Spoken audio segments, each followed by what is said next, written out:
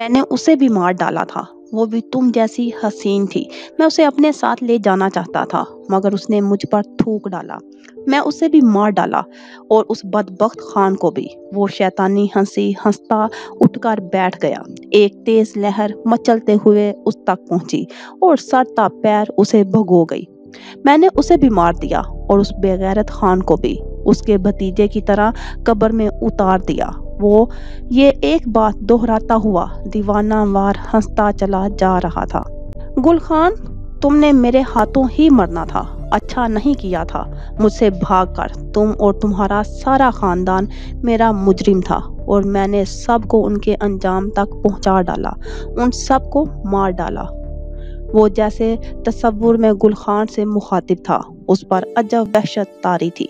तुमने ये कैसे सोच लिया था कि मैं तुम्हें भूल चुका हूँ? तुम्हें भूलने का मतलब तुम्हारा जुर्म माफ करना था, और दिलावर बख्त माफ नहीं करता। अपनी मुट्ठी में साहिल की नम रेत भरते हुए बोला, दिलावर बख्त अपने मुजरिम को माफ नहीं करता। मैंने तो अपने बाप को भी माफ नहीं किया। हा हा हा। एक दिल दहला देने वाला कहका उसके मुंह से फुव्वारे की तरह फूटा।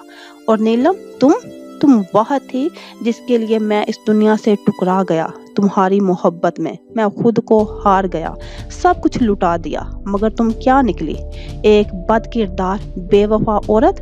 उसने नफरत से थूकते हुए कहा, मैंने तुमसे भी हिसाब बेबाक कर लिया, तुम्हें भी तुम्हारे अंजाम तक पहुंचा दिया। हर वो शख्स जो मेरा गुनाहगार बनेगा, मैं उसे माफ करने वाला नहीं। दिलावर बख्त माफ करना जानता ही नहीं है। इस दुनिया को मैं अच्छी तरह बता दूंगा कि मुझसे टुकराने का अंजाम क्या होगा। उसने मुट्ठी कस ली थी। नरम रेत उसकी मुट्ठी से फिसलती चली गई। और यही मैंने गुल खान के साथ भी किया। उसे मौत के घाट उतारते हुए मेरा दिल सुकून से भरता चला गया। और वो औरत गुल खान को बचाना चाहती थी, बिल्कुल तुम्हारी तरह। वो मेरे मुकाबिल आ खड़ी हुई थी, गुल खान के लिए मुझसे लड़ रही थी। वो तुम्हारा अक्स थी।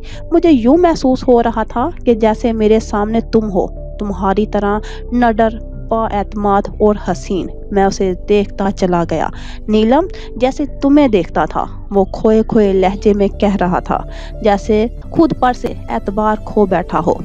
मैंने उसे कहा कि मेरे साथ चले, मगर वो ना मानी। और तुम तो जानती हो ना नीलम, दिलावर बख्त ना सुनने का आदी नहीं। जो मिलता नहीं वो मैं छीन लेता हूँ। मैंने उससे भी छीन लिया, उसका सब कुछ, उसकी जिंदगी, सब मैंने लूट लिया। वो इन लम्हात को याद करके हजियानी अंदाज में हंस रहा था। हाय नीलम, मेरी जान, तुम तो जानती हो ना, जो मजा छीन कर हासिल करने में है, वो मांगने में कहाँ। वो यूं मुखातिब था जैसे नीलम उसके सामने मौजूद हो और वो उसे अपने सारे करतूत सुनाकर किसी अजियत में मुब्तला करना चाह रहा हो। हाय ये मोहब्बत नीलम, मुझे आज भी बड़ा तड़पाती है, मेरे सीने में आग जलाए रखती है। इस मोहब्बत ने मुझे बड़ा ख्वार किया। मैं इस मोहब्बत को नहीं छोड़ूंगा, आग लगा दूंगा, जहन्नम में झोंक दूंगा, मगर इस मोहब्बत को बर्बाद कर डालूंगा। वो एकदम से खड़ा होकर दीवाना वार चीखने लगा, मैं फारिया को भी नहीं छोड़ूंगा। उसकी हिम्मत कैसे हुई मोहब्बत करने की? वो मोहब्बत जिसने उसके बाप को जमाने भर में रुसवा कर डाला। वो इस मोहब्बत की उंगली थाम कर चलने की ख्वाहिश कर बैठी है। मिट्टी में मिला दूंगा मैं सब कुछ। इस शख्स को भी बर्बाद कर दूंगा जो मेरी बेटी को इस राह पर लाने की वजह बना है। देख लूंगा सबको, मैं निमट लूंगा तुम सब से मैं। वो गुस्से में गड़ाता हुआ लड़खड़ाते हुए अपनी गाड़ी की तरफ बढ़ रहा था। समंदर की मौजें आलमे बेताबी में साहिल पर अपना सर फोड़ रही थी। ना जाने क्या कहा था साहिल पर मरने वालों ने कि लहरें आज भी किनारे पर अपना सर फोड़ती हैं। पीड्रो काफी दिनों से मुस्तरिब था। अरसल ने उसे मैया के हवाले से जो हकाइक बताए थे, उन्हें जानकर वो सीधा मैया के घर पहुंचा था। मैया कहीं जाने की तैयारी में मसरूफ थी और उसे अचानक सामने देखकर दंग रह गई थी। उसने मैया की हैरानगी को यकसर नजरअंदाज करते हुए तेज लहजे में अरसल के मुतालिक कही गई बातों के हवाले से सवाल किया। मैया पहले तो उसकी बातें सुनकर बौखला गई और बात को टालने लगी, मगर फिर उसकी जोर देने पर उसने अपनी कही गई बातों का एतराफ कर डाला। पीड्रो उसके इकरार पर सख्त खफा हुआ था, ना चाहते हुए भी उसे बुरा भला कह गया था, मगर फिर मैया के माफी मांगने पर उसका गुस्सा ठंडा भी हो गया था। पीड्रो, तुम कितने बदल गए हो, जरा जरा सी बात पर मुझसे लड़ने लग जाते हो। अब अगर मैंने बिना सोचे समझे मारियाना से कुछ कह भी दिया था तो उसे अरसल से मेरी शिकायत तो नहीं लगानी चाहिए थी, और अरसल जानता भी है कि हम दोनों एक दूसरे से मोहब्बत करते हैं, फिर भी तुम्हें मेरे खिलाफ करके मेरे ही घर भेज डाला। क्या ये मुनासिब बात है? पीड्रो का गुस्सा ठंडा हुआ तो मैया उससे शिकायती लहजे में कहने लगी, मैया, ये मामूली बात नहीं है। अरसल की नज़र में तुम पहले भी कसूरवार रह चुकी हो। तुम्हें अब अपनी नादानियों और गलतियों का खुद मुहासबा करना चाहिए। और हॉस्पिटल में तुमने मारियाना से किस कदर नामुनासिब बात कही, वो भी मुझसे मंसूब करके। मुझे अफसोस हो रहा है ये देखकर कि अब भी तुम्हें अपनी गलतियों का एहसास नहीं। उसके शिकवे पर पीड्रो एक बार फिर खुफगी का इजहार करने लगा। ओहो पीड्रो, अब छोड़ भी दो इस बात को। कहा तो मेरी गलती है, आइंदा ख्याल रखूंगी। अब कुछ और बात भी करो। इतने दिन बाद मिले हो और बस खफा हुए जा रहे हो। क्या उसे मोहब्बत कहते हो तुम? पीड्रो का मजाज बरहम देखकर मैया ने फौरन पैंतरा बदलते हुए कहा, मैया, तुम जानती हो कि मैं तुमसे कितनी मोहब्बत करता हूँ, मगर मुझे तुम्हारा ये लाउबालीपन कभी कभी बहुत तकलीफ पहुँचाता है। वो जवाबन फिर से शिकवा कर गया। ठीक है, मैं कोशिश करूंगी कि आइंदा तुम्हें कोई शिकायत ना हो मुझसे। मैया ने मुंह फेरते हुए कहा, मुझे बहुत खुशी होगी अगर वाकई तुम ऐसा करोगे। तमाम गुफ्तगू में पीड्रो पहली बार मुस्कुराया था।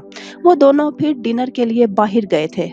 काफी देर तक मैया के साथ वक्त गुजार कर पीड्रो घर वापस लौटा था। उसके अगले दिन से ही वो ऑफिस वर्क मीटिंग्स में बेहद मसरूफ हो गया था, जिसकी वजह से मैया से राब्ता ना कर सका। वो हैरान इस बात पर था कि गुज़श्ता एक हफ्ते की शदीद मसरूफियात के बायस वो अगर राब्ता नहीं कर सका तो मैया ने भी उसे इन दिनों महज एक दो बार ही कॉल किया था। मैया की गैर हाजिरी को पीड्रो ने उसकी नाराजगी से ताबीर किया था, गो कि वो आज भी बेहद मसरूफ था, मगर सुबह ही से तहैया किए बैठा था कि आज हर हाल में मैया से मिलने उसके घर जरूर जाएगा।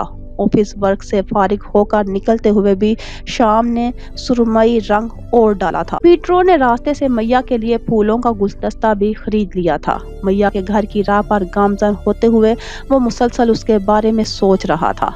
काफी वक्त हो चुका इस ताल्लुक को भी। अब मुझे मैया को प्रपोज कर देना चाहिए। वो भी तो मुंतजिर होगी और मेरे प्रपोज करने पर बेइंतहा खुश होगी। वो दिल ही दिल में इरादे बांधता मैया के घर की स्ट्रीट में दाखिल हुआ था। गाड़ी घर से कुछ फासले पर रोककर वो गाड़ी से निकलने वाला ही था कि उसे मैया तैयार होकर घर से निकलती हुई दिखाई दी। सुर्ख स्कर्ट में मलबूस वो बड़े खास अंदाज में तैयार नजर आ रही थी। पीड्रो खुशगवार हैरत में मुब्तला हुआ। ओ मैया, तुम्हें कैसे इल्म हुआ कि मैं आज तुमसे मिलने आ रहा हूँ? वो बेसाख्ता मुस्कुरा उठा। अचानक उसकी आंखों में तहय्युर फैलता चला गया। मैया उससे आगे मौजूद एक गाड़ी की जानिब हाथ हिलाकर मुस्कुराते हुए भर रही थी। पीड्रो ने चौंक कर इस गाड़ी की जानिब देखा। वहाँ एक नौजवान था जो मैया को देखकर हाथ हिलाते हुए मुस्कुरा रहा था। मैया उसके नजदीक आकर बड़ी बेतकल्लुफी से गले मिली। ये मंजर देखकर पीड्रो के दिल को एक घूंसा सा लगा था। मैया उस नौजवान के साथ गाड़ी में बैठ गई। गाड़ी सबक रवि से अपने रास्ते पर गामजन हो गई। ये क्या खेल खेल रही हो तुम मेरे साथ मैया? पीड्रो गुस्से से बुड़बुड़ाया और अपनी गाड़ी स्टार्ट करके इस गाड़ी का ताकुब करने लगा। महमूद बेग, शुक्र है तुम आ गए। सज्जल बेइख्तियार उसकी जानिब बढ़ी। मुझे तो वापस आना ही था। तुम इतनी घबराई हुई क्यों हो? क्या तुम ये समझ बैठी थी कि मैं तुम्हें और अपने नन्हे शहजादे को छोड़कर चला जाऊंगा? महमूद बेग उसके घबराए हुए अंदाज को देखकर हैरान हुआ। नहीं महमूद बेग, तुम पर अब बेएतबारी कैसी? तुम्हारे हाथों मैंने अपनी जिंदगी की डोर थमा दी, मगर बात कुछ ऐसी है जो यूं दरवाजे पर नहीं हो सकती। सज्जल ने दर्जीदा निगाहों से घर के अंदरूनी हिस्से की जानिब देखते हुए कहा। चलो फिर अंदर चलते हैं। महमूद बेग ने उसकी निगाहों का ताकुब करते हुए घर के अंदर की जानिब देखा और दरवाज़ा बंद करते हुए कहा, महमूद बेग, हम अब इस मोहल्ले में महफूज नहीं। तुम सोच भी नहीं सकते कि आज हुआ क्या है। वो दोनों बारिश से बचने की खातिर तेज कदमों से अंदर की जानिब बढ़ रहे थे। सज्जल ने परेशान कुन लहजे में जवाब दिया, क्या हुआ है सज्जल? तुम इतनी परेशान क्यों हो? जो भी बात है मुझे खुलकर बताओ। महमूद बेग ने फिक्रमंदी से उसे देखते हुए कहा।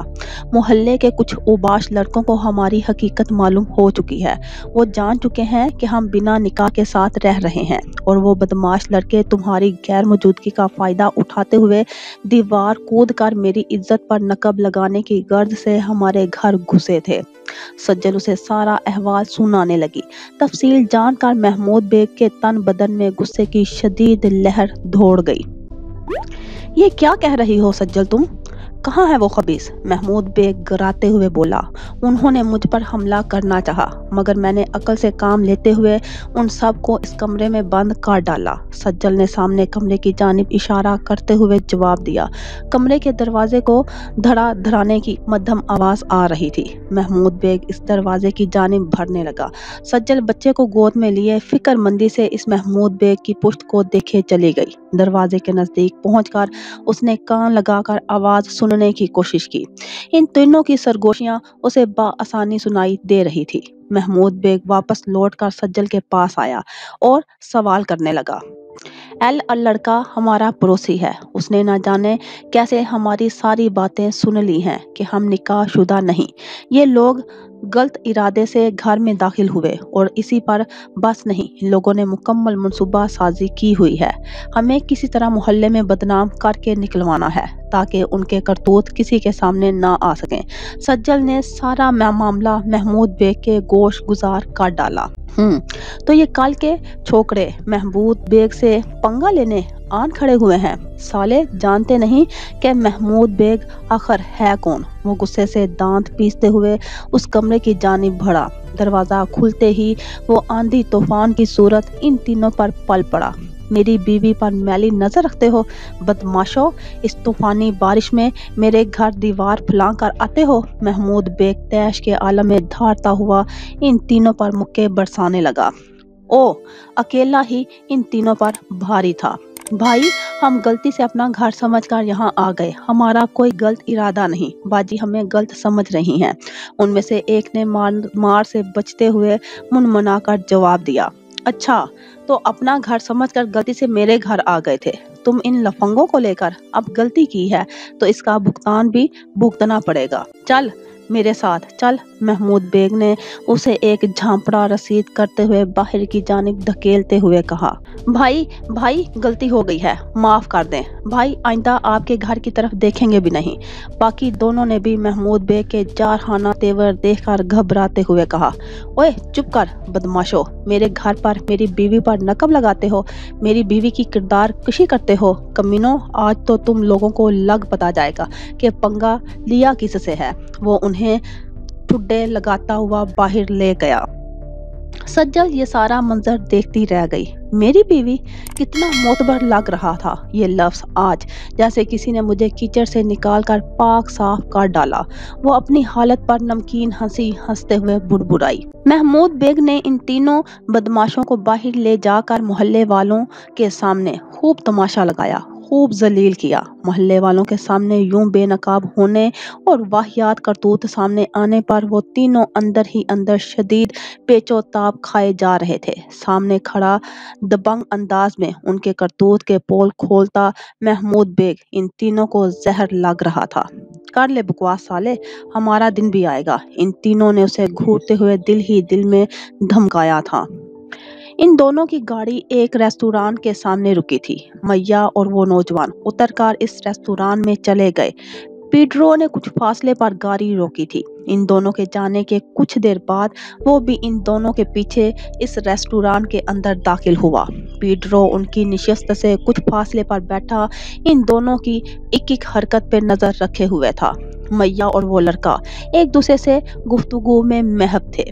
अंदाज वाज़िया इशारा कर रहा था कि दोनों में बेतकल्लुफी अरूज पर थी। वो लड़का बड़ी चाह से मैया का हाथ थाम कर उसकी उंगली में अंगूठी पहना रहा था।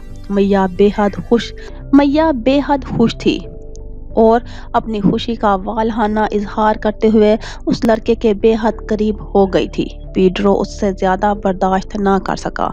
वो गुस्से के आलम में एक झटके से अपनी जगह से उठा और तन फन करता रेस्टोरेंट से बाहर निकल गया। मैया, मैं तुम्हें क्या समझता रहा और तुम क्या निकली? वो गुस्से से बुड़बुड़ाते हुए अपनी गाड़ी की जानिब बढ़ता चला जा रहा था। अरसल ने किस कदर समझाया था मुझे, मगर मैं पागल था जो तुम्हारी सच्ची झूठी बातों पर एतबार करता रहा। वो शदीद पछतावे का शिकार था। मुझे खुद पर अफसोस है कि मैं अपनी कीमती एहसासात जज्बात मैंने तुम जैसी घटिया लड़की के पीछे जाया किए। वो मैया का सारा गुस्सा गाड़ी को एक जोरदार लात रसीद करके निकाल रहा था। अंधा था मैं, इंतहाई अहमक था जो तुम्हारे खूबसूरत चेहरे के पीछे छुपा भयानक रूप ना देख सका। गाड़ी में बैठते हुए उसने खुद को लान तान किया, मगर अब नहीं। तुमने जो मेरे साथ धोखा किया है, इसका भुगतान तो तुम्हें जरूर भुगतना पड़ेगा। वो दांत पीसते हुए तसव्वुर में मैया से मुखातिब था। तुम्हारे धोखे की सजा मैं तुम्हें जरूर दूंगा मैया, छोड़ूंगा नहीं। पीडरो खुद से अहद करते हुए बोला। दफ्तन उसकी निगाह बराबर वाली निशिस्त पर रखे फूलों के गुलदस्ते पर जा ठहरी। उसने तैश के आलम में गुलदस्ते से फूल नोच कर खिड़की से बाहर फेंक डाले। तुमने अच्छा नहीं किया मैया, ये तुमने अच्छा नहीं किया। वो मुसलसल एक ही बात की गर्दान किए जा रहा था। गाड़ी को एक झटके से स्टार्ट किया और अनजानी राह पर चल पड़ा। ये देखो सज्जल, यावर बख्त की कंपनी के कागजात। महमूद बेग ने एक फाइल सज्जल के सामने रखते हुए कहा। सज्जल वो फाइल खोल कर देखने लगी। हमारा एक काम तो आज आसान हुआ। कंपनी के सबसे अहम दस्तावेजात अब मेरे पास हैं। इस दस्तावेज में मेरे और यावर बख्त के शेयर्स की तमाम तफसीलात दर्ज हैं और अब ये दस्तावेज मेरी तहवील में है। और जब यावर बख्त को इल्म होगा कि वो इन दस्तावेजात से हाथ धो बैठा है, तब उसके पास हमारे आगे झुकने का कोई चारा न होगा। महमूद बेग मुस्कुराते हुए तसव्वुर में यावर बख्त को अपने आगे बेबस और लाचार देखकर खुश हो रहा था। यावर बख्त को इतना मामूली ना समझो महमूद बेग, तुम बहुत अच्छी तरह जानते हो कि उसके ताल्लुकात कहाँ तक हैं। पहले मैं यावर बख्त के करीब थी, तुम्हें अंदर की बातें बताती थी। अब तो तुम बिल्कुल उसके हवाले से बेखबर हो। सज्जल उसे फिक्रमंदी से तंबीहा करते हुए समझाने लगी। सज्जल की बात पर महमूद बेग ने उसके चेहरे को बगौर देखा और फिर मुस्कुराते हुए कहने लगा। सज्जल, हम शतरंज के खेल के इस हिस्से में जा पहुंचे हैं जहां अब किसी तरह के ताल्लुकात काम नहीं आएंगे। अब ये खेल मेरे और यावर बख्त के आमने सामने का है। ये इम्तिहान है अब दानिशमंदी और दूर अंदेशी का, और इस मामले में मेरा पलड़ा यावर बख्त से कहीं ज्यादा भारी है। तुम्हारा पलड़ा भारी है? मगर वो कैसे? सज्जल ने ताज्जुब से देखते हुए सवाल किया। मेरा पलड़ा इसलिए भारी है मेरी जान, क्योंकि मेरी रानी मेरे साथ है और रानी के होने से बादशाह की ताकत दुगनी हो जाती है। महमूद बेग ने सज्जल के चेहरे को प्यार से तकते हुए कहा। सज्जल के चेहरे पर यकदम से मुस्कुराहट खिल उठी। मैं तो इस खेल के दूसरी जानिब भी थी, तब भी तुम्हारे साथ थी महमूद बेग, सज्जल ने मुस्कुराकर होले से जवाब दिया। जानता हूँ तुम्हारे भरोसे पर तो ये खेल जीतने के काबिल हुआ हूँ मैं। तुम ना होती तो मैं अपनी जिंदगी का असल मकसद जानने के काबिल भी नहीं रहता। महमूद बेग ने मुस्कुराकर सज्जल का हाथ थामते हुए कहा। सज्जल भी जवाबन भरपूर अंदाज में मुस्कुरा उठी। वजह मैं नहीं हूँ महमूद बेग, वजह ये नन्ही जान है। उसने हम दोनों को हमारी जिंदगी के असल मकासद से रोशनास कराया है। अगर ये बच्चा इस दुनिया में नहीं होता तो आज भी हमारी जिंदगी ला हासिल तमन्नाओं के इर्द गिर्द घूमती रहती। वो दोनों बिस्तर पर बेखबर सोए इस मासूम जान को देखने लगे। महमूद बेग, मुझे लगता है कि यावर बख्त से अपनी बात मनवाने के लिए ये दस्तावेजात नाकाफी हैं। अचानक किसी ख्याल के जेरे असर सज्जल ने अपने खदशे का इजहार किया। تم ٹھیک کہہ رہی ہو، یہ دستاویزات ناکافی ہیں۔ یاور بخت کو اپنے آگے جھکانے کے لیے ہمیں وہ سب کچھ کرنا ہوگا جو ہم نے ڈیسائیڈ کیا تھا۔ میں جلد ہی اگلا قدم اٹھانے والا ہوں۔ تمہارا اگلا قدم کیا ہوگا محمود؟ سجل نے پوچھا۔ مجھے وہ دستاویزات حاصل کرنی ہیں جو یاور بخت نے اپنی جائیداد میرے نام کرنے کے لیے بنوائی تھی۔ وہ سارے کاغذات میں یاور بخت کے گھر ہی بھول آیا تھا۔ اگر آج وہ دستاویزات بھی میرے پاس ہوتی تو ہم یاور بخت کے سامنے بیٹھ کر اسے بآسانی طلاق کے لیے رضامند کر لیتے۔ محمود بیگ پچھتاوے کے احساس تلے کہہ رہا تھا۔ یاور بخت سارے اہم دستاویزات اپنے کمرے کی الماری کے لاکر میں رکھتا ہے، مجھے یہ بات اچھی طرح یاد ہے، سجل نے یاد کرتے ہوئے کہا۔ اور الماری کی چابی؟ محمود بیگ نے سوالیہ انداز میں اسے دیکھتے ہوئے سوال کیا۔ الماری کی چابی کا بھی علم ہے کہ وہ کہاں سے مل سکتی ہے، سجل نے مسکرا کر جواب دیا۔ ٹھیک ہے، پھر تیار رہو میری رانی، ہم جلد ہی یاور بخت کے گھر جائیں گے، محمود بیگ نے خوش ہوتے ہوئے کہا۔ مگر خیال رہے یاور بخت اس وقت گھر پر نہ ہو ورنہ مارے جائیں گے، سجل فکر مندی سے بولی۔ اس حوالے سے تم پریشان نہ ہو، میں مستقل یاور بخت پر نظر رکھے ہوئے ہوں، ہم اسی وقت اس کے گھر جائیں گے جب وہ گھر پر نہیں ہوگا۔ محمود بیگ کی بات پر سجل کے چہرے پر اطمینان پھیلتا چلا گیا۔ کبھی خاموش بیٹھو گے، کبھی کچھ گنگناؤ گے، میں اتنا یاد آؤں گی مجھے جتنا بھلاؤ گے، کوئی جب پوچھ بیٹھے گا خاموشی کا سبب تم سے، بہت سمجھانا چاہو گے مگر سمجھا نہ پاؤ گے، کبھی دنیا مکمل بن کے آئے گی نگاہوں میں، کبھی میری کمی دنیا کی ہر شے میں پاؤ گے، کہیں پر بھی رہیں ہم اور تم، محبت پھر محبت ہے، تمہیں ہم یاد آئیں گے، ہمیں تم یاد آؤ گے۔ شبنم لاؤنج میں نہایت خاموشی سے بیٹھی ہوئی تھی، اس کی نگاہیں مسلسل سامنے بیٹھے حماد کے وجود کا طواف کر رہی تھی، مگر وہ بالکل لا تعلق بنا بیٹھا تھا، جیسے وہ اس وقت وہاں موجود ہی نہ ہو۔ اس کے چہرے پر تناؤ کی سی کیفیت پھیلی تھی، آنکھیں سرخ جیسے رات بھر کی جاگی ہوئی ہوں، لب یوں پیوست باہم تھے کہ نہ بولنے کی ضد کے لیے بیٹھے ہوں، اس کی نگاہیں خلا میں کسی غیر مرئی شے کے گھور رہی تھی۔ شبنم اسے کافی دیر تک دیکھتی رہی، مگر وہ اس سے کیا ہر شے سے غافل تھا۔ چلو بھئی حماد، بابا جانی کی فلائٹ کی آمد کا وقت ہو چکا ہے، ایسا نہ ہو بابا جانی ہمارے انتظار میں پریشان ہوتے رہیں۔ ارسل اپنی کلائی میں گھڑی باندھتے ہوئے عجلت کے عالم میں سیڑھیوں سے نیچے اترتے ہوئے حماد سے مخاطب ہوا۔ ارسل کے مخاطب ہونے کے باوجود حماد اپنی جگہ پر جوں کا توں بیٹھا رہا، اس کی خاموشی محسوس کر کے ارسل نے چونکتے ہوئے اسے دیکھا۔ حماد کے چہرے پر پھیلی غیر معمولی سنجیدگی اسے بری طرح کھلی۔ حماد، خیریت تو ہے؟ تمہاری طبیعت تو ٹھیک ہے؟ رنگ کیوں اترا ہوا ہے تمہارا؟ ارسل فکر مندی سے اس سے مخاطب تھا۔ بھیا آپ؟ وہ اچانک بری طرح چونکتے ہوئے سوالیہ نظروں سے ارسل کو دیکھنے لگا۔ ہاں میں حماد، تم کس کی توقع کر رہے تھے بھائی؟ ارسل نے اسے دھیرے سے مسکرا کر دیکھتے ہوئے کہا۔ شبنم کا رواں رواں قوت سماعت بن کر ان دونوں بھائیوں کی گفتگو پر مرکوز تھا۔ کہیں فاریہ کے خیالوں میں تو نہیں کھوئے ہوئے تھے؟ ہاں، ارسل نے اس کے چہرے پر پھیلی اداسی کو فاریہ کی یاد سے تعبیر کیا تھا۔ ارسل کی بات پر شبنم کے چہرے کا رنگ پھیکا پڑ گیا۔ نہیں بھائی آپ بھی نہ، وہ زبردستی مسکراتے ہوئے بولا۔ شبنم نے اس پل اسے چور نظروں سے دیکھا۔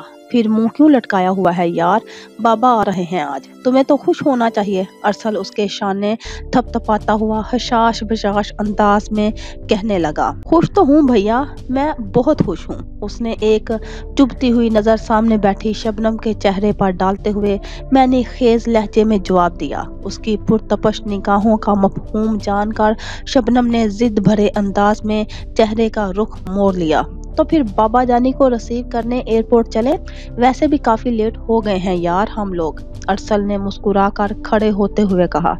جی چلیں بھیا، حماد نے بھی اپنی جگہ سے اٹھتے ہوئے کہا۔ ارسل بھیا مجھے بھی ساتھ چلنا ہے آپ لوگوں کے۔ ان دونوں کو اپنی جگہ سے کھڑا ہوتا دیکھ کر شبنم جھٹ سے کھڑی ہوتی ہوئی بولی۔ دیکھو چھوٹی، اگر جانا ہے تو اسی حلیے میں جانا ہوگا، تیار شیار ہونے کے لیے وقت نہیں اب میرے پاس۔ ارسل نے اپنی رسٹ واچ میں دیکھتے ہوئے شبنم کو باور کرایا۔ مجھے تیار شیار ہونے کی ضرورت بھی نہیں بھیا، میرا عام سا حلیہ بھی بہت خاص ہے۔ اس نے جتاتی ہوئی نظر حماد کو سپاٹ چہرے پر ڈالتے ہوئے کہا۔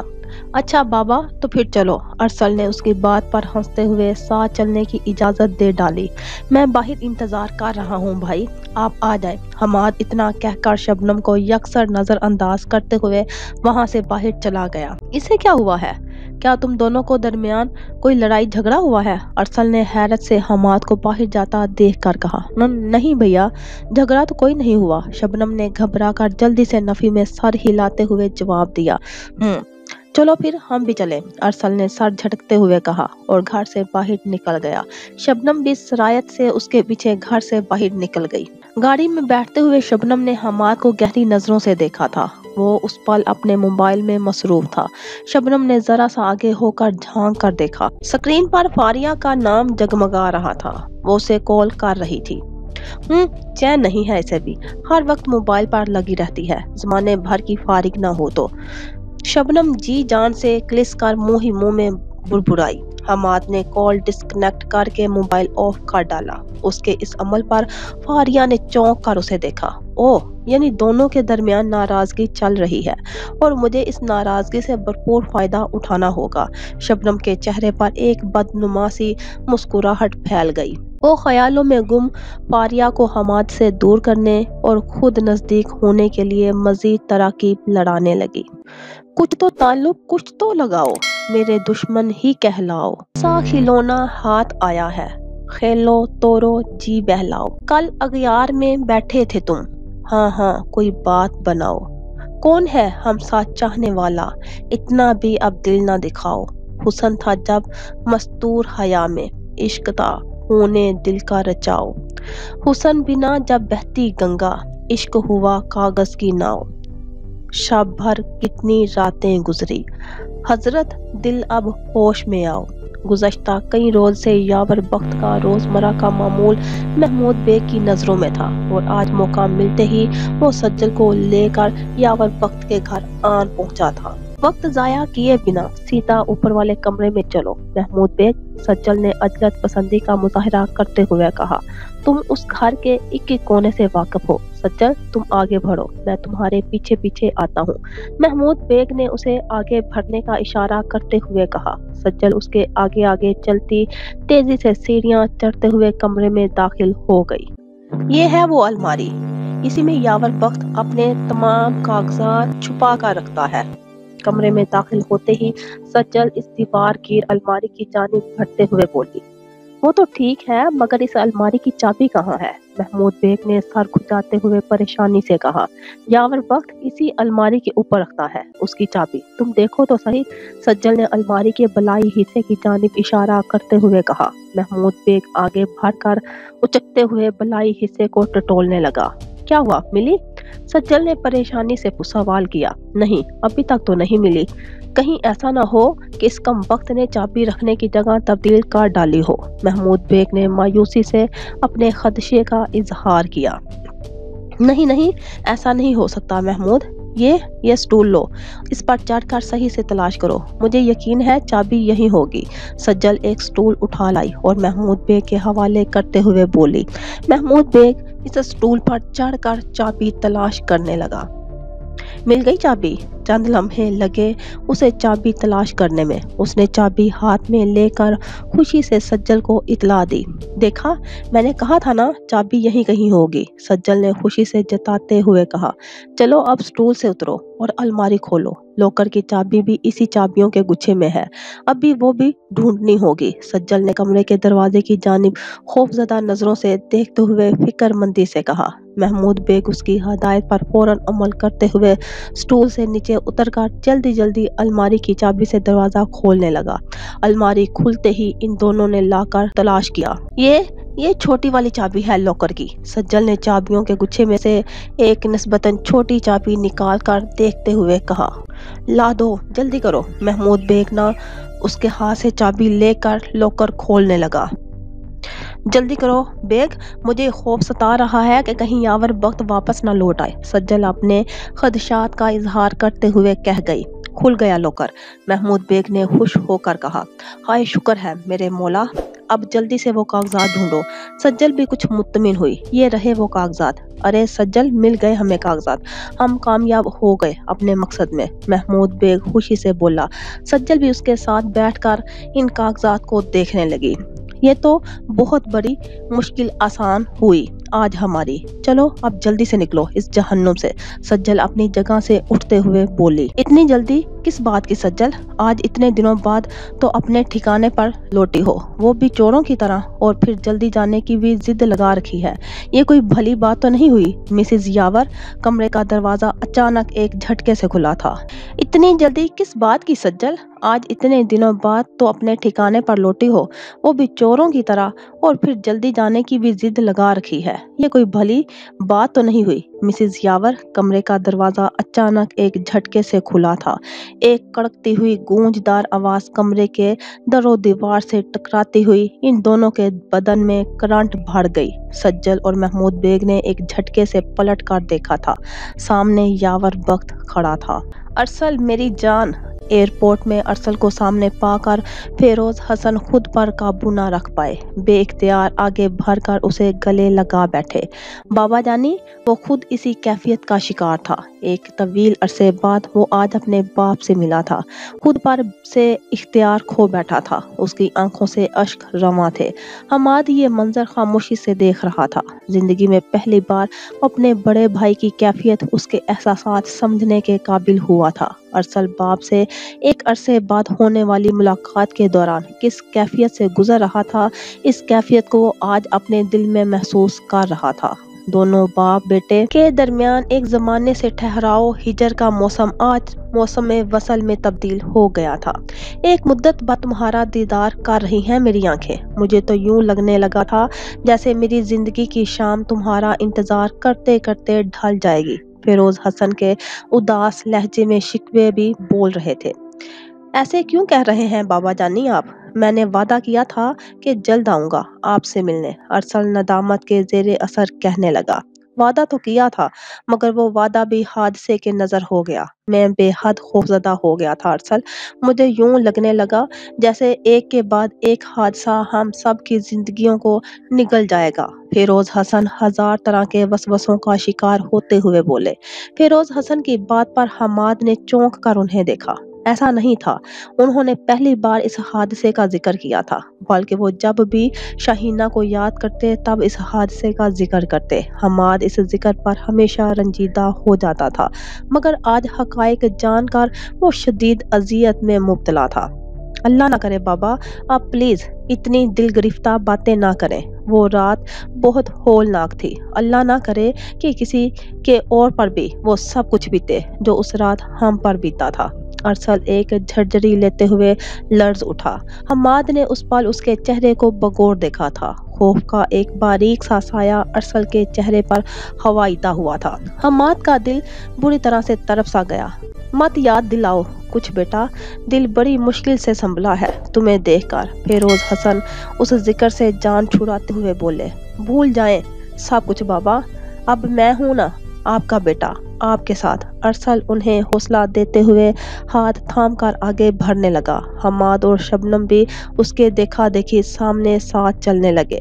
میری جان، میرے دل کے ٹکڑے ہو، تم سے نہیں ملا تھا تو مجھے اپنا دل دن بدن ضعیف محسوس ہونے لگا تھا، مگر آج تمہیں دیکھ کر یوں لگتا ہے میرا دل جیسے پھر سے توانا ہو گیا ہو۔ فیروز حسن اسے دیکھ کر مسکراتے ہوئے بولے۔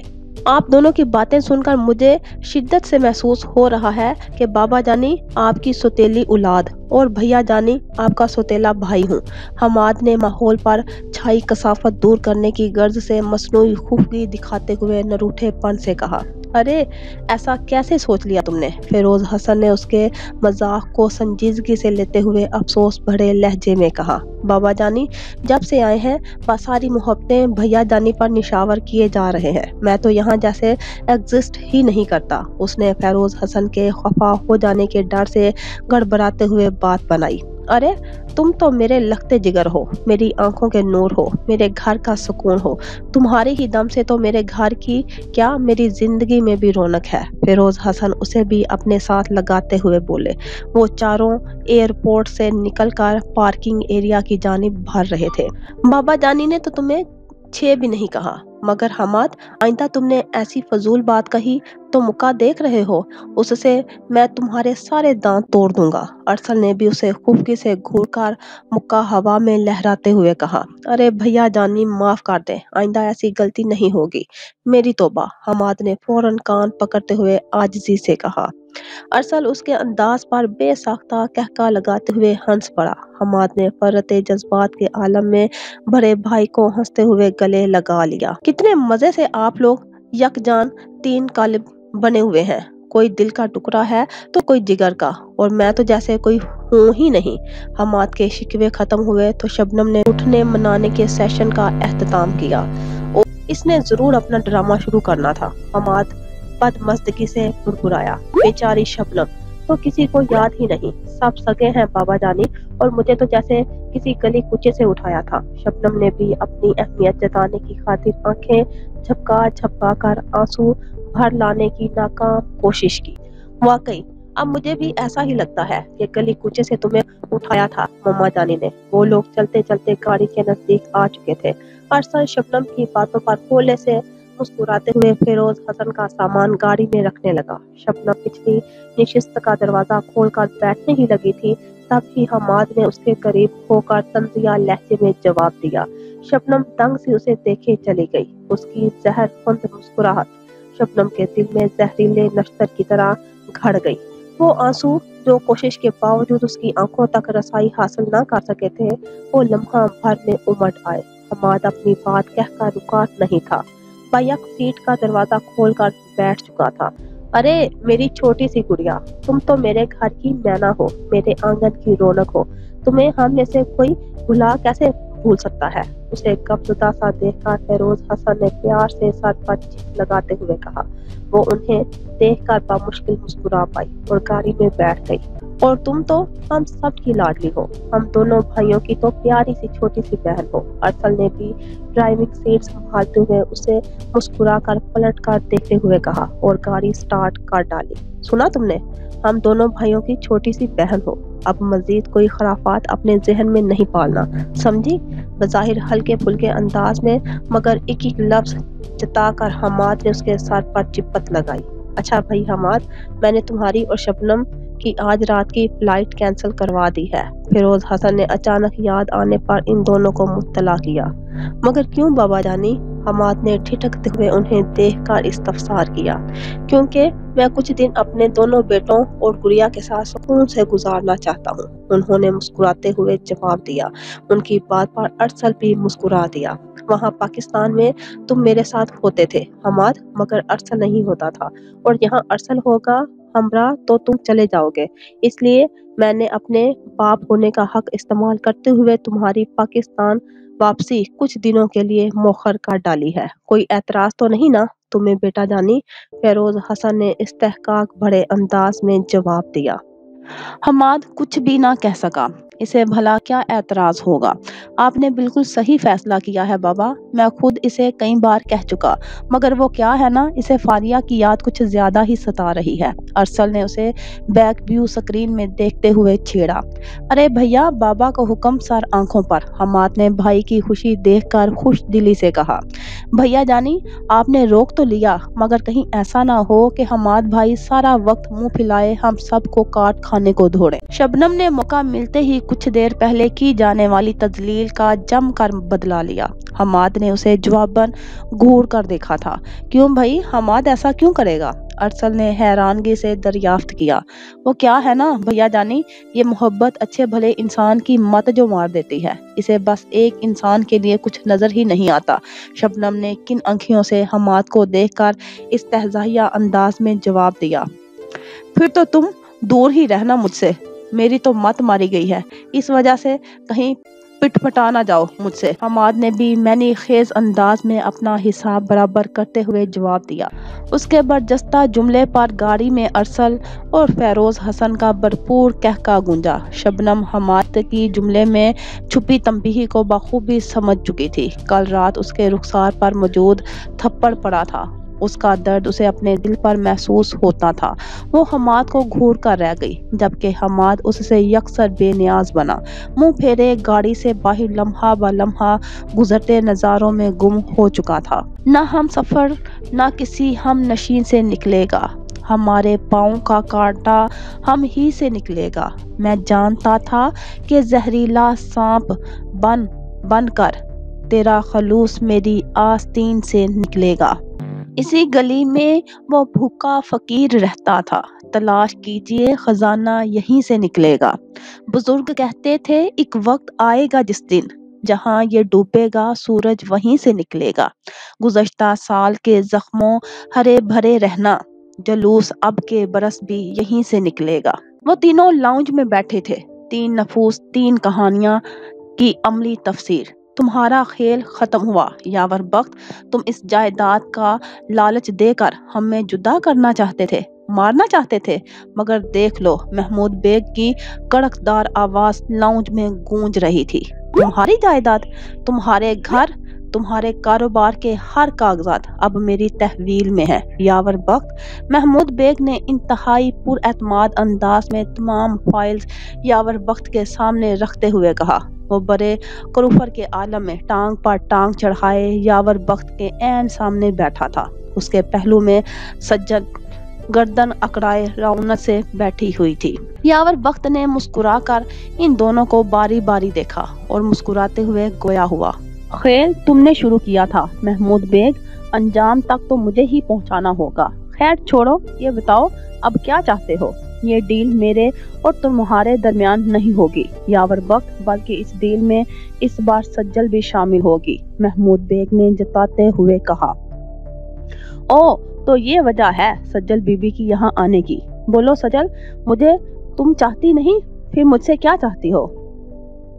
وہ اب سجل کی جانب متوجہ ہوا۔ تم سے آزادی، تمہاری قید سے رہائی چاہتی ہوں یاور بخت، سجل نے نفرت آمیز نگاہوں سے دیکھتے ہوئے پر اعتماد لہجے میں جواب دیا۔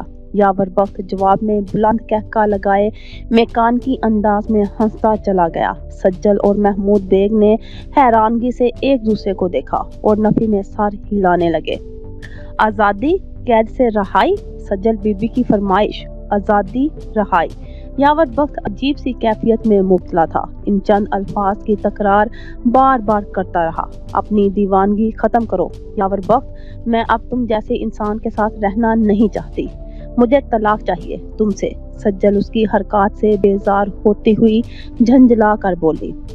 او تو سجل بی بی اب میرے ساتھ نہیں رہنا چاہتی؟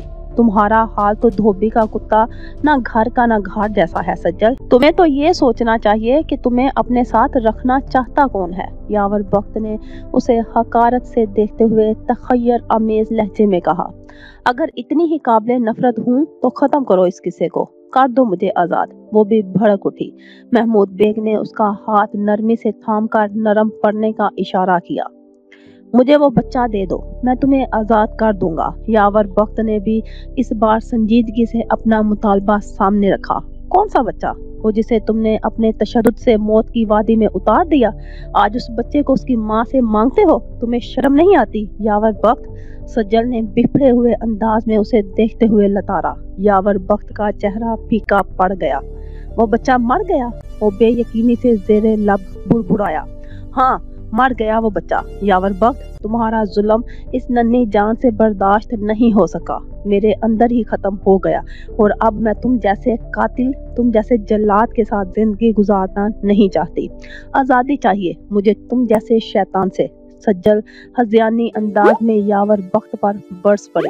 واہ میری رانی، کیا بھرپور اداکاری کی ہے تم نے، اس بدبخت کو تو گنگ کر ڈالا۔ محمود بیگ نے سجل کی اداکاری کو دل ہی دل میں سراہا۔ ہمیں تمہاری جائیداد سے کوئی مطلب نہیں ہے یاور بخت، ہم بس اس کھیل کا خاتمہ چاہتے ہیں۔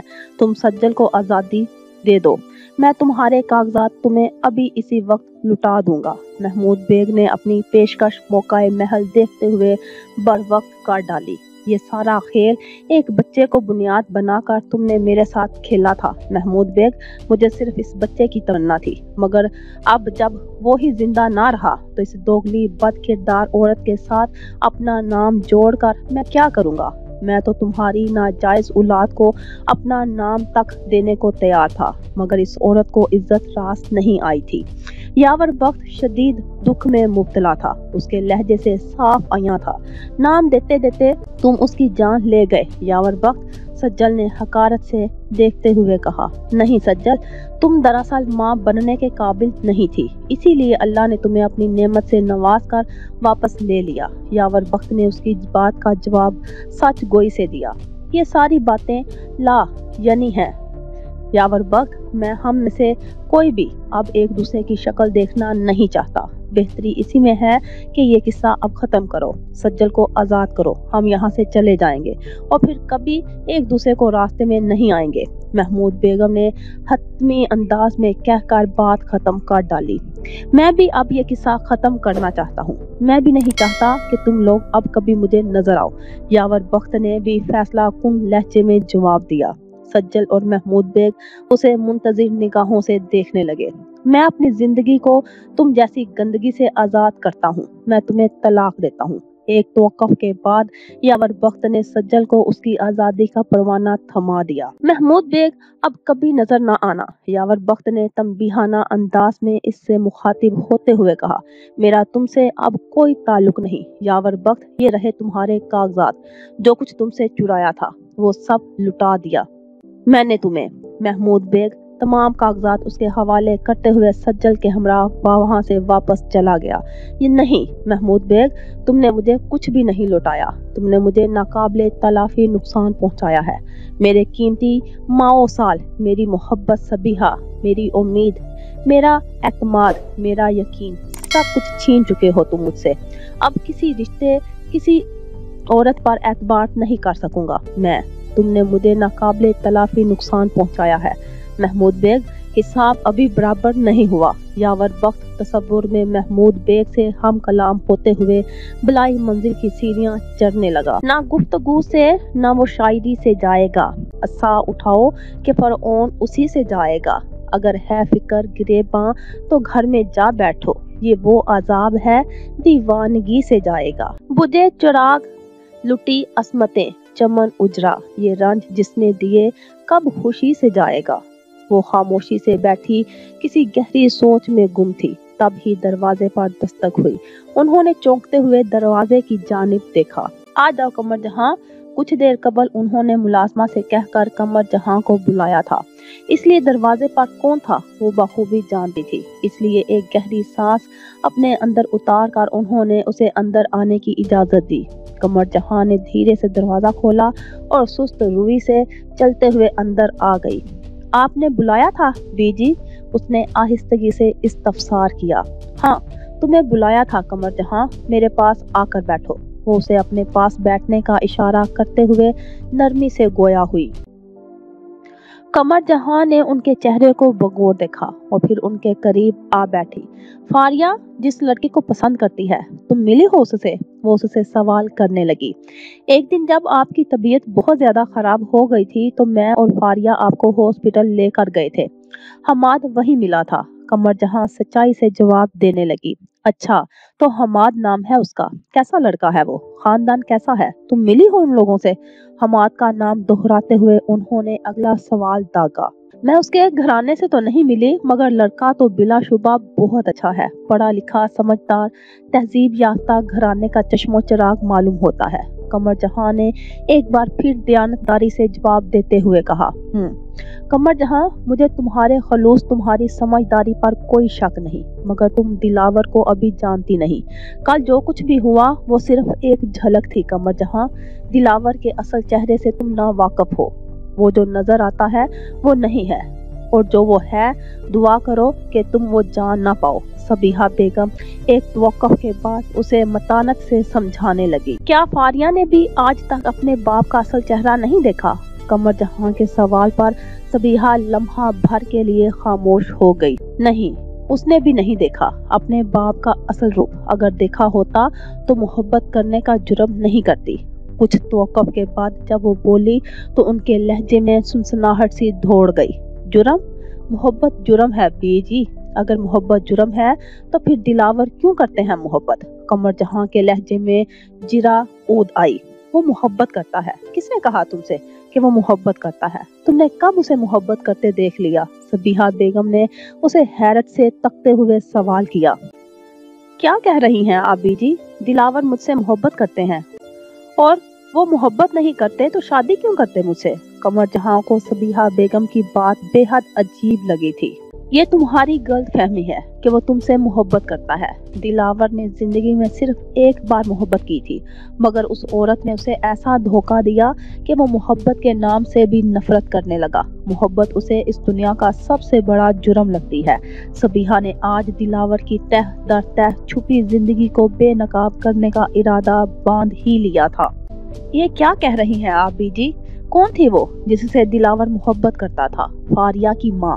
क्या उसने दिलावर को धोखा दिया था? कमर जहां की हैरत सवा थी। वो कई सवाल एक साथ कर गई। नहीं, फारिया की माँ नहीं, वो तो बहुत शरीफ बाहया औरत थी। ऐसी पाकबाज औरत जिसके दामन में कोई दाग ना था, मगर उसकी झोली फिर भी हर खुशी से खाली थी। सबीहा की आंखों में फारिया की माँ को याद करते हुए नमी तैरने लगी। फिर कौन थी वो बीजी? कमर जहां ने बेसब्री से सवाल किया। नीलम। वो नीलम थी। सबीहा के कपकपाते होंठों ने धीरे से उसका नाम लिया। कौन नीलम? कमर जहां से रहा ना गया, बेताबी से पूछने लगी। मलका बेगम के कोठे की सबसे हसीन, सबसे काबिल तवाइफ दिलावर की मोहब्बत थी, उसका जुनून थी। सबीहा बेगम माजी की गुम गुश्ता यादों में खो चुकी थी। इस बंद कमरे में उसी की तस्वीर रखी हुई है। कमर जहां को बर वक्त याद आया। हाँ, तुमने देखी है वो तस्वीर? सबीहा बेगम ने हैरानगी से उसे देखते हुए सवाल किया। जी देखी है, और सिर्फ मैंने ही नहीं, फारिया ने भी देख रखी है। कमर जहां ने इंकशाफ किया। फारिया ने भी? सबीहा को हैरत का शदीद झटका लगा। बीजी, हकायक क्या हैं? कब तक छुपाएंगी? आज नहीं तो कल हकीकत सबके सामने आ ही जाएगी। कमर जहां ने उनके जर्द पड़ते रंग को देखते हुए नरमी से समझाया। जिस हकीकत को तुम सामने लाने की बात कर रही हो, कमर जहां जानती भी हो कि वो कितनी हैबतनाक है। सबीहा बेगम ने कमर जहां को जताती नजरों से देखते हुए कहा। जितनी भी हैबतनाक है बीजी, इस घर के लोगों की सच्चाई है। खवा इस सच्चाई को याद करके दिल ही क्यों ना दुखते हों, फिर भी मानना पड़ेगा। हम इसके खौफ से कबूतर की तरह आंखें बंद नहीं कर सकते। हमें कभी ना कभी तो सामना करना पड़ेगा। कमर जहां अपने तई सबीहा बेगम को समझाने की कोशिश करने लगी। तुम कुछ नहीं जानती, इसीलिए ये सारी बातें बहुत आसानी से कह रही हो। सबीहा बेगम उसकी बात पर होले से मुस्कुराई। कमर, बास दफा हमारे नामों की तासीर हमारे करतूतों के बाइस उलट जाती है। इस बख्त महल की हकीकत भी कुछ ऐसी है। बख्त महल में बदबख्तों का बसेरा है, जिनकी जात से महज तारीकियां जुड़ी हैं, और तारीकी भी ऐसी होलनाक कि कब्र की अंधेरी रात का गुमा हो। सबीहा बेगम खला में किसी गैर मरी नुक्ते को घूरते हुए खोए खोए लहजे में कहने लगी। उनकी बात सुनकर कमर जहां चुप सी रह गई। क्या कब्र की तारीकी को मुनव्वर करने के लिए कोई उजाला नहीं, कोई उम्मीद नहीं? एक तवक्कुफ के बाद कमर जहां ने सवाल किया। कब्र की तारीकी को तो ईमान की ताकत, नेकियों का नूर ही मुनव्वर कर सकता है, मगर बख्त घराने की नेकियां गुनाहों का बोझ ढोते ढोते खत्म हो चुकी हैं। सबीहा बेगम के जवाब ने कमर जहां को बुरी तरह मुजहमिल कर डाला। वो खामोश सी हो गई। मैं तुम्हें इस कमरे से दूर रहने की ताकीद ऐसे नहीं की थी। मैं नहीं चाहती थी कि तुम माजी को खंगालो। तुम जितना जानोगी उतना दुख उठाओगी। उसके चेहरे पर फैले इस तरह को देखकर सबीहा बेगम ने उसे समझाना चाहा। बात सिर्फ मेरी नहीं बीजी, असल मसला फारिया का है। वो इस कमरे के तमाम राज जानने के लिए बेहद बेताब है। वो महरू अजीम और नीलम के हवाले से जानने के लिए दिन रात कोशिश कर रही है। आप मुझे रोक लेंगी, मगर उसे कैसे रोक पाएंगी बीजी, ये भी तो सोचें। कमर जहां उन्हें अपनी बात समझाते हुए मामलात की संगीनी का एहसास दिलाने लगी। सबीहा बेगम हैरत से मुंह खोले उसे देखती चली गई। کچھ اور بھی ہے جو آپ کی باتیں سن کر مجھے بے حد پریشان کر رہا ہے، قمر جہاں نے انہیں دیکھ کر جھجکتے ہوئے کہا۔ اور وہ کیا ہے قمر جہاں جو تمہیں پریشان کر رہا ہے؟ صبیحہ بیگم نے اس دراری کیفیت میں سوال کیا۔ بی جی، دراصل فاریہ جس لڑکے کو پسند کرتی ہے اس کے گھرانے میں ایک لڑکی ہے۔ قمر جہاں نے ابھی اتنا ہی کہا تھا کہ نیچے سے دلاور بخت کی سنائی دیتی چیخو پکار نے ان دونوں کو بری طرح چونکا ڈالا۔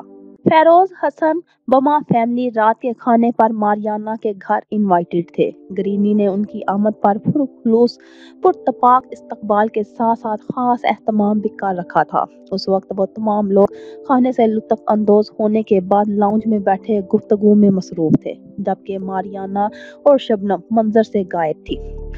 مسز حیات، میں نے ارسل اور ماریانہ بیٹی کی زبانی آپ کی بے حد تعریفیں سن رکھی ہیں، مگر آج آپ سے ملاقات ہوئی تو یوں محسوس ہو رہا ہے جیسے ان دونوں نے آپ کی شخصیت کو بیان کرنے میں کافی کنجوسی سے کام لیا ہے۔ فیروز حسن نے گرینی کی خلوص دل سے تعریف کرتے ہوئے کہا۔ ان کی بات پر گرینی ہمیشہ کی طرح باوقار انداز میں مسکرا اٹھی۔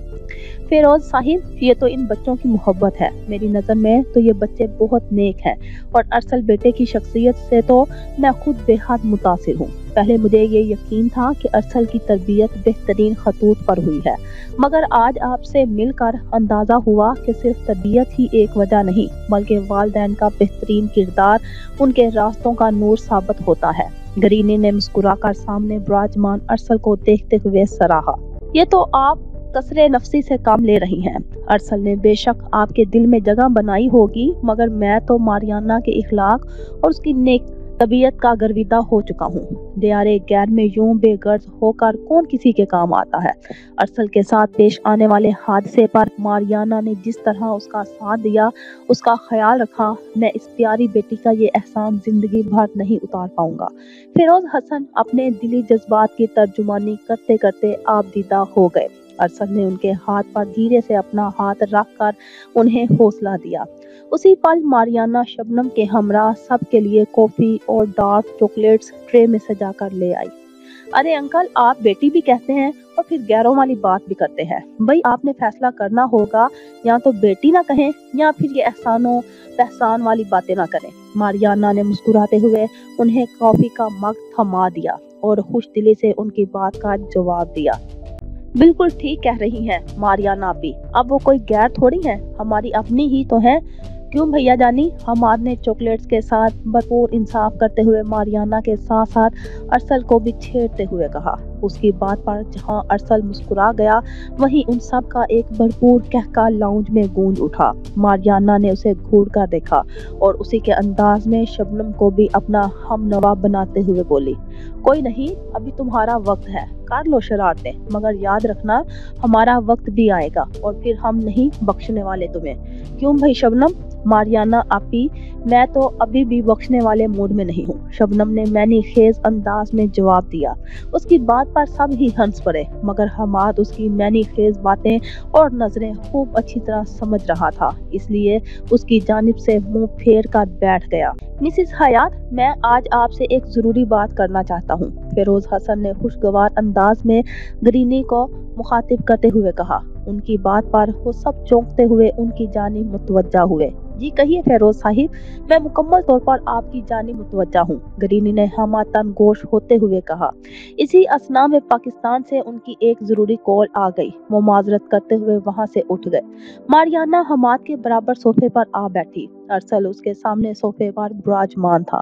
ماریانہ نے اس کی جانب سوالیہ نگاہوں سے دیکھا، جواباً ارسل کی مسکراہٹ گہری ہوتی چلی گئی۔ اس نے کندھے اچکا کر لا علمی کا اشارہ کیا، مگر ماریانہ جانتی تھی وہ لا علم نہیں، با علم تھا۔ اس نے مزید اشارے کیے، مگر ارسل مسکراتے ہوئے اسے دیکھ کر وہاں سے اٹھ کر فیروز حسن کے پیچھے چلا گیا۔ خیر تو ہے پارٹنر، فیروز انکل کون سی اہم بات کرنے جا رہے ہیں؟ اس نے حماد کو کوہنی مارتے ہوئے سرگوشی میں استفسار کیا۔ بڑی جلدی ہے آپ کو جاننے کی، ذرا حوصلہ رکھیں، ابھی بابا جانی خود بتا دیں گے، حماد نے صاف سنی کتراتے ہوئے اسے چڑھا کر کہا۔ ماریانہ اسے گھورتے ہوئے کہنے لگی، ٹھیک ہے پارٹنر، یاد رکھنا جب مجھ سے مدد مانگنے آؤ گے تو ایسے ہی ہاتھ جھاڑ کر جواب دوں گی میں۔ अरे यार आपी, ये गजब ना करें, अपने दस्ते शफकत से मुझे महरूम ना करें। अभी तो आपसे मैंने बड़ी अहम बातें करनी है। खुदा रहम करे अपने इकलौते और बहुत प्यारे भाई पर। हमाद ने मासूमियत से मुनमना कर मारियाना के कान में खुसर फुसर की। तुम्हारी रहम की अपील पर गौर किया जा सकता है, अगर तुम मुझे अंदर की इंफॉर्मेशन ला कर दो। मारियाना ने गर्दन अकड़ा कर झट अपनी शर्त उसके सामने रख दी। अपी यकीन मानिए, मैं बेचारा आजकल बेखबरी के ज़माने में जी रहा हूँ, फिर भी अपनी अकल के घोड़े दौड़ाऊं तो गालिब इम्कान यही है कि आपको और भैया जानी को यकजानो दो कालिब करने के मिशन पर सरेआम काम किया जा रहा है। बिला आखिर हमाद मारियाना के आगे फूट ही पड़ा। वाकई? मारियाना ने बेयकीनी से उसे देखते हुए कहा। हाँ ना, वाकई। अच्छा सुने, जब बाबा जानी आप दोनों के रिश्ते की बात करें तो उस पल जरा मशर की लड़कियों की तरह शर्माने वरमाने की अदाकारी कर लीजिएगा। उसने राजदारी से मारियाना को मशवरा दिया। भाई ये मशर की लड़कियां शर्माती कैसे हैं? मैंने आज तक नहीं देखा। मारियाना ने शदीद अफसोस का मुजाहरा करते हुए कहा। ओहो भाई, ज्यादा कुछ नहीं करना आपने, बस जैसे ही बाबा जानी रिश्ते की बात करें आप मुंह पर दुपट्टा, ओहो दुपट्टा ओढ़नी नहीं है आप, हाँ ये स्कार्फ जो है इसे से काम चलाएं। इसे मुंह पर रख कर आवाज बुलंद खी खी करते हुए यहाँ से उठकर भाग जाइएगा। हमाद बड़ी तफसील के साथ मारियाना को डेमो देते हुए शर्माने का तरीका सिखा रहा था। मारियाना जो बड़े गौर से उसकी बात सुन रही थी, आखिर में सख्त हैरान होते हुए बोली। मुंह पर स्कार्फ रख कर खीखी करते हुए भाग जाने का अमल मशरक में शर्माने से ताबीर किया जाता है? जी जनाब, वैसे और भी तरीके हैं शर्माने के। हमाद ने आंखें मटकाते हुए कहा। अच्छा, और कौन से तरीके हैं? मारियाना ने बड़ी दिलचस्पी से सवाल किया। ओहो, आप अपने स्कार्फ को कोना दांतों तले दबाकर आंखें पटपटाते हुए अगर अरसल भाई को देखेंगी तो उसे भी शर्माने से ही ताबीर किया जाएगा। हमाद ने आंखें पिटपटाकर मारियाना को शर्माने का नया तरीका सिखाते हुए कहा। अच्छा ये देखो जरा ऐसे। मारियाना ने किसी इंतहाई काबिल शागिर्द की तरह शर्माने का गुर सीख कर डेमो दिया। वाह वाह मारियाना पी, आप तो छा गई। शर्माने में तो आपने मशर की दो शीजाओं को भी मात दे डाला। भाई वाह। हमाद उसकी तारीफ करने में रत्बुल लिसान था। सामने बैठी शबनम काफी देर से इन दोनों को देखे चली जा रही थी। हजार कोशिश के बावजूद वो इन दोनों की गुफ्तगू का मतन जानने से कासिर थी। अच्छा और कोई तरीका भी बताओ ना। मारियाना को शर्माने का गुर सीखने में बेहद मजा आने लगा था। सोचता हूँ, जरा रुकें। हमाद ने ठोरी पर अपनी शहादत वाली उंगली जमाकर खला में देखते हुए सोचने की भरपूर अदाकारी की। फिर अचानक पुरजोश अंदाज में बोल उठा। हाँ याद आया, शर्माने का सबसे मुजर्रिब तरीका। सबसे मुजर्रिब?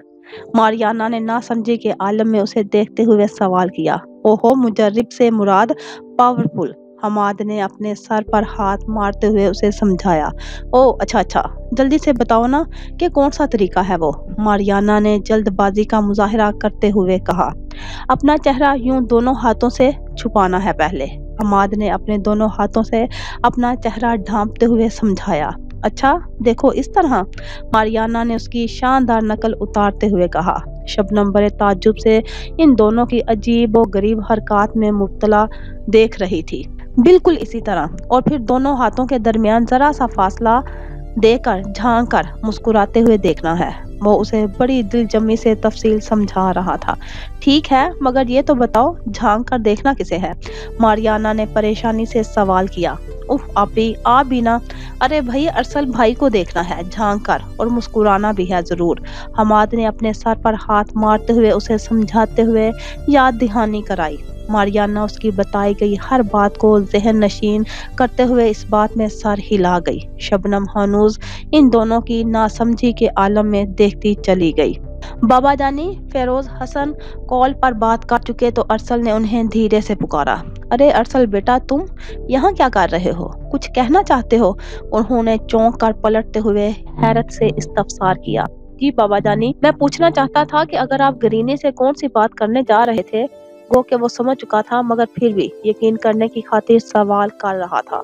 वही बात जो तुम्हारे दिल में है, जो तुम्हारी आंखों से झलकती है, जो तुम्हारी जिंदगी की ख्वाहिश बनती जा रही है। मारियाना का तुम्हारे लिए साथ मांगने जा रहा था बरखुदार। وہ مسکرا کر پدرانہ شفقت سے اسے جواب دے رہے تھے۔ ان کی بات پر ارسل کی آنکھیں خوشی سے جگمگا اٹھی۔ شکریہ بابا جانی، ماریانا میری زندگی کی سب سے بڑی خوشی ہے۔ وہ فرت مسرت کا اظہار کرتے ہوئے بے اختیار ان کے گلے جا لگا۔ اور تمہاری ہر خوشی میری زندگی کی اولین ترجیح ہے میرے بیٹے۔ انہوں نے اس کی پشت تھپ تھپاتے ہوئے اسے اپنی محبت کا یقین دلاتے ہوئے کہا۔ بابا جانی، میں نے آپ کو بہت ستایا، میں جانتا ہوں۔ ارسل ندامت کے احساس تلے ان سے الگ ہوتے ہوئے بولا۔ نہیں بیٹا، مجھے تم سے نہیں، بس وقت نے ستایا ہے۔ فیروز حسن کی آنکھیں شدت جذبہ سے جھلملا اٹھی۔ مگر اب بیٹا، ان گزری ہوئی باتوں کو چھوڑ دو، اب اپنی خوشیوں پر توجہ دو، وہ خوشی جو ماریانا کی صورت تمہاری منتظر ہے۔ چلو اب سب کو مزید انتظار کی کوفت سے آزاد کرتے ہیں، اندر چل کر تمہارے اور ماریانا کے رشتے کی بات کرتے ہیں۔ فیروز حسن مسکراتے ہوئے ساتھ لیے اندر آ گئے۔ بھائی بہت بہت معذرت، آپ سب سے اس تاخیر پر بے حد معذرت، وہ اندر آ کر معذرت کرتے ہوئے بولے۔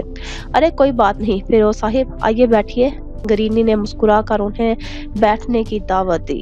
مسز حیات، میں آپ سے اپنے بیٹے کے لیے ماریانا کا رشتہ مانگتا ہوں۔ ماریانا میرے ارسل کی زندگی کی سب سے بڑی خوشی ہے اور میری دلی تمنا ہے کہ یہ خوشی آپ میرے بیٹے کے نام کر دیں۔ وہ مسکراتے ہوئے اپنے دل کی بات گرینی کے حضور پیش کر گئے۔ ان کی بات سن کر ماریانا کے چہرے پر خوبصورت سی مسکان پھیل گئی۔ آپ بھی اب بھی نہیں شرمانا ہے۔ جب ارسل بھائی آپ سے بات کرنے آئے تب ان سارے طریقوں سے شرمانا ہے جو میں نے آپ کو سکھائے ہیں۔ حماد کو خطرہ لاحق ہوا تھا کہ ماریانا کہیں سب کے سامنے شرمانے گھبرانے کی عظیم اداکاری کرنا نہ شروع کر دے۔ ماریانا کو تو کوئی کچھ نہیں کہے گا، مگر اسے اس شرارت کی پاداش میں سزا ضرور مل سکتی ہے۔ Okay partner.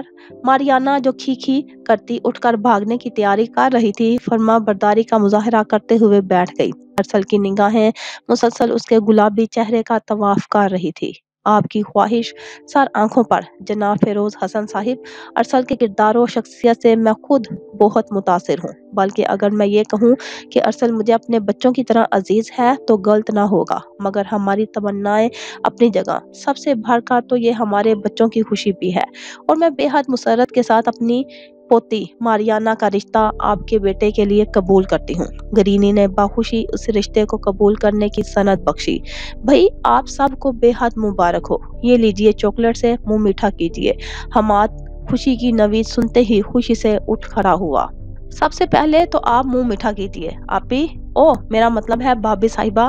حماد نے چاکلیٹ کا ایک ٹکڑا ماریانا کو کھلاتے ہوئے شوخی سے کہا۔ ماریانا مسکرا کر جھیم گئی۔ یہ لیں بھیا جانی، منہ میٹھا کریں۔ وہ ارسل کی جانب بڑھا۔ ارسل مدھم سی ہنستے ہوئے چاکلیٹ اس کے ہاتھ سے لے کر کھانے لگا۔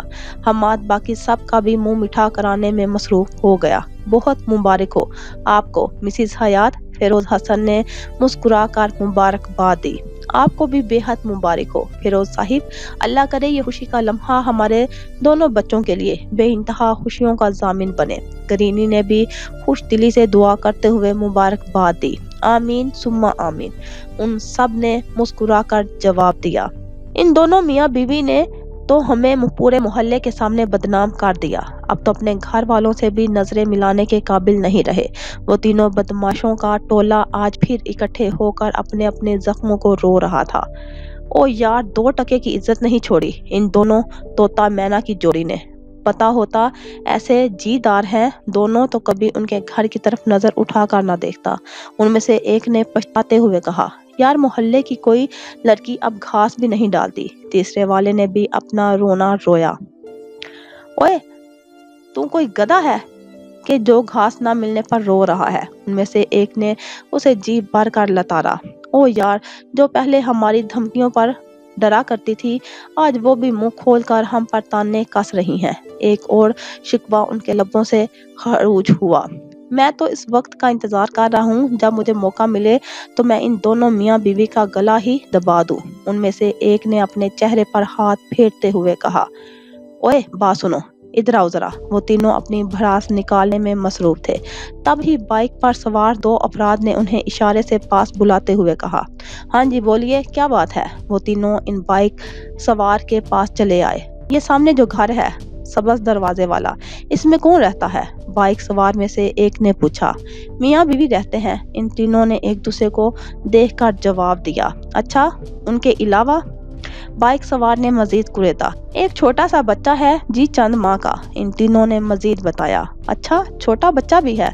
इन दोनों बाइक सवार ने एक दूसरे को जताती नजरों से देखकर बात दोहराई। हाँ जी, है तो। वैसे आप लोग क्यों पूछ-पूछ कर रहे हैं? मामला क्या है? इन दोनों ने भी दिलचस्पी दिखाई। नजर रखनी है बड़ी राजदारी के साथ दोनों मियाँ बीवी पर, किसी को पता ना चले। बोलो, करोगे ये काम?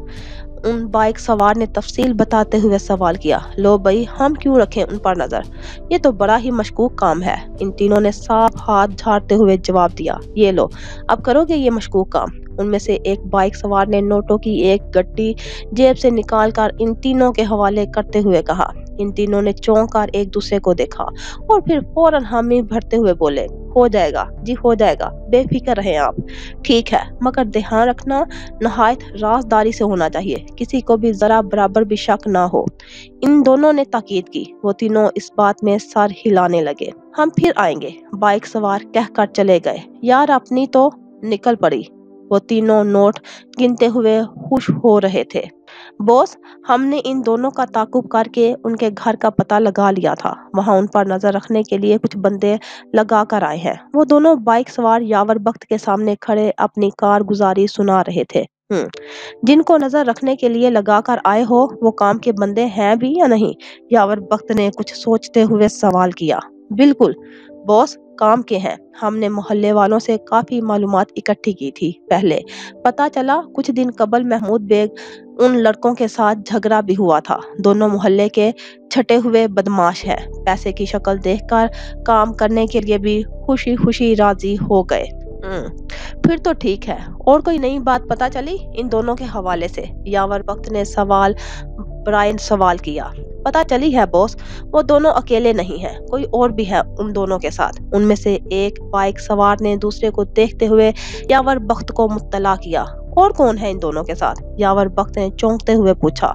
इन लड़कों ने बताया कि चंद माह का एक बच्चा भी है इन दोनों के साथ। इन दोनों ने यावर बख्त को आगाह किया। चंद माह का एक बच्चा? यावर बख्त ने बेयकीनी का शिकार होते हुए कहा। जी, चंद माह का बच्चा भी है। ठीक है, जाओ और जैसा मैंने कहा वैसा ही करो, यावर बख्त ने इश्तियाल भरे लहजे में कहा। बॉस, क्या वो बच्चा भी? इन दोनों ने झिझकते हुए सवाल किया। हाँ, वो बच्चा भी। कोई भी नहीं बचना चाहिए। महमूद बेग की नस्ल से अब कोई भी नहीं बचना चाहिए। यावर बख्त सख्त तैश में मुब्तला था।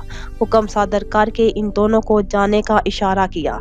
वो दोनों चले गए तो वो मुश्तअल से अंदाज में लाउंज में टहलने लगा।